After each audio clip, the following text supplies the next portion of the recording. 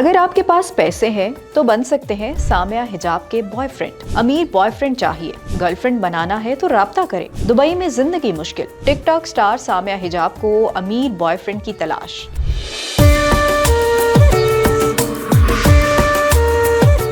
TikToker Samia हिजाब एक बार फिर शदीद तनकीद की जद में आ गई जब उन्होंने एक वीडियो में खुलकर कहा कि फिलहाल मैं अपने माली मामलात खुद संभाल रही हूँ, लेकिन मैं संजीदगी से एक बॉयफ्रेंड की तलाश कर रही हूँ क्योंकि 3 माह से सिंगल हूँ और दुबई में बगैर बॉयफ्रेंड के लड़कियों के लिए जिंदगी गुजारना मुश्किल है।